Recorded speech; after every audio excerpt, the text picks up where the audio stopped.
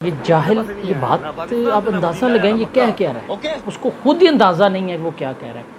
وہ سرزمین جہاں پر حضرت امام جامی رحمۃ اللہ علیہ جانے کے لیے ترستے تھے، حضرت اویس کرنی جہاں پر جانے کے لیے ترستے تھے، جب حضرت بلال حبشی کو مدینہ چھوڑنے کا انہوں نے فیصلہ کیا نا، کیونکہ نا مدینہ کی گلی گلی اور کوچا کوچا، ہر دروازہ، ہر پیڑ، ہر درخت، ہر ایک چیز مدینہ پاک کی جو تھی نا، وہ حضرت بلال حبشی کو میرے پیارے نبی حضرت محمد صلی اللہ علیہ وآلہ وسلم کی یاد دلاتی تھی، اور وہ اس قدر روتے ہوتے تھے ہر چیز کو دیکھ کے۔ آخر پھر انہوں نے مدینہ کو چھوڑنے کا فیصلہ کیا، اور یہ وہ شہر کہ جس کا تقدس جو ہے نا، وہ شاید ہم اپنے گمان میں بھی نہ لا سکیں۔ ڈاکٹر علامہ اقبال رحمۃ اللہ علیہ ساری زندگی نہیں گئے، کیوں؟ آپ لکھتے ہیں کہ میرے جو قدم ہیں نا، آپ فرماتے تھے میرے جو قدم ہیں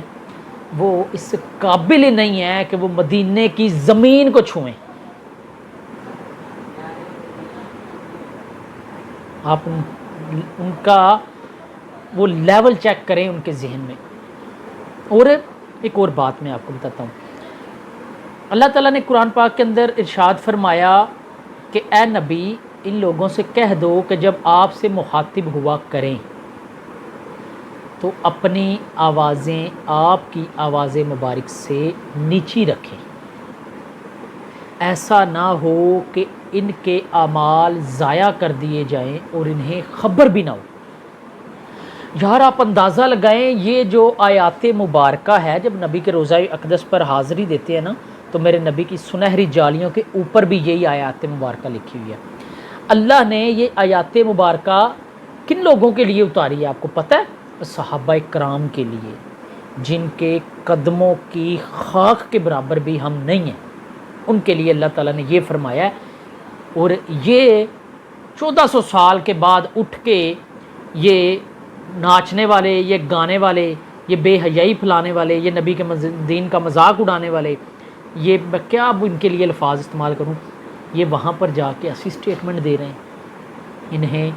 اپنے ایمان کی فکر کرنی چاہیے، انہیں اپنی آخرت کی فکر کرنی چاہیے۔ ایک میں اپنی بات سم اپ کرتا ہوں، سلطان عبدالحمید جو سلطنت عثمانیہ کے ایک حکمران تھے، انہوں نے نا جی ترکی سے مدینہ پاک کے لیے ایک ٹرین کا ٹریک بنوایا اور ایک ٹرین تیار کروائی تاکہ حاجیوں کے لیے آسانی ہو۔ تو غالباً یا وہ مکے سے تھی یا وہ جدہ سے تھی، اب اس کا مجھے یاد نہیں۔ جب پہلی دفعہ ٹیسٹ کے لیے اس ٹرین کو چلایا گیا نا، تو اس کا انجن جو تھا نا وہ کوئلوں پہ چلنے والا تھا، بھاپ پہ چلنے والا، تو اس کی آواز ہوتی ہے، اس انجن نے جب آواز دی نا تو سلطان عبدالحمید رونے لگ گئے، اور انہوں نے اس ٹرین کو وہیں بند کرنے کا حکم دیا، اور انہوں نے لکھا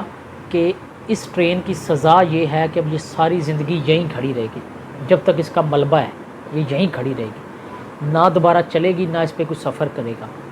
اور اس سزا کی وجہ یہ ہے، وہ کہتے ہیں کہ اس کی ہمت کیسے ہوئی کہ میرے نبی کے شہر میں یہ بلند آواز کرے۔ اور جب مسجد نبوی کی تعمیر کی گئی ہے نا، تو جو پتھر تھے نا سر، ان پتھروں کو کوئی 20-40 کلومیٹر باہر جا کے مدینے کی حدود سے کاٹا جاتا تھا، پھر لا کے مسجد نبوی میں فٹ کیا جاتا تھا۔ دیکھا تھا نا، تھوڑا سا سائز ابھی بڑا رہ گیا، پھر 40 کلومیٹر واپس جا جاتا تھا، 40-50 یا 60 کلومیٹر، تاکہ اس کا جو شور ہے میرے نبی کے شہر میں نہ ہو۔ اور یہ شخص، یہ جو لچا لفنگا ہے، یہ میرے نبی کے شہر میں کھڑے ہو کر کیا سٹیٹمنٹ دے رہا ہے کہ مجھے ادھر سکون نہیں ملا۔